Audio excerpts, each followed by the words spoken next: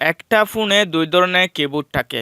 একটা হচ্ছে তাদের কোম্পানির কিবোর্ড, আর একটা হচ্ছে গুগল জিবোর্ড।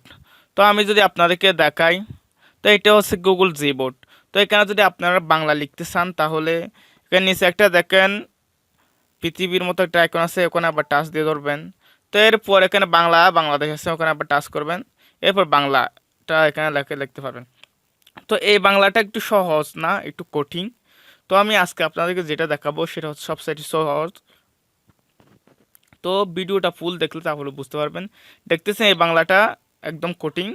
তো এই বাংলাটা সচরাচর কেউ ইউজ করতে চায় না, একটু কঠিন তাই।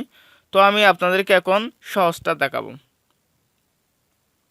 তো সহজটা দেখার জন্য আপনারা গুগল প্লে স্টোর চলে যাবেন। প্লে স্টোর যাওয়ার পর উপর সার্চ বারে লিখবেন রিদমিক কিবোর্ড লিখবেন। লেখার পর এরকম একটা সফটওয়্যার আসবে। এই সফটওয়্যারটা আপনারা ইনস্টল করে নেবেন। তো আমি সময় বাঁচানোর জন্য সফটওয়্যারটা ইনস্টল করে নিয়েছি। ইনস্টল করার শেষ হলে ওপেন আছে, ওপেন আবার টাচ করবেন। টাচ করার পর এরকম একটা ইন্টারফেস শো করবে। এরপর আপনারা এখানে দেখেন কিবোর্ড সুইচ করুন, এখানে আবার টাচ করবেন। তো এরপর নিচে দেখেন আমি যেটা নামাচ্ছি রিডমিক কিবোর্ড, এখানে আবার টাচ করবেন। তো এরপরে এখানে দেখেন লেখা আছে শেষ করুন, এখানে আবার টাচ করবেন। তো এরপর এখানে টাচ করার পর আপনার কাজটা হয়ে গেছে। তো এখন বের হয়ে আসবেন। বের হয়ে আসার পর যেখানে লিখবেন সেখানে চলে যাবেন আপনারা।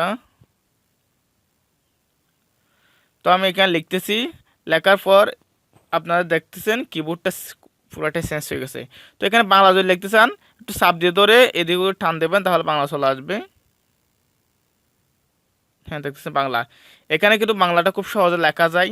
অ্যান্ড এখানে আকার উকার কিন্তু ভালো পাওয়া যায়। তো এখানে তীর চিহ্ন আছে, এখানে আবার টাচ দেবেন। টাচ দেওয়ার পর সংখ্যাগুলো পাবেন। এখানে একার উপরে দেখেন একার উকার সবগুলো পাওয়া যায়। তো এইটা হচ্ছে সব সাইডে সহজ কিবোর্ড। এর সাইডে সহজ কিবোর্ড আর নাই। তো সবাই ভালো থাকেন, সুস্থ থাকেন, আল্লাহ হাফেজ।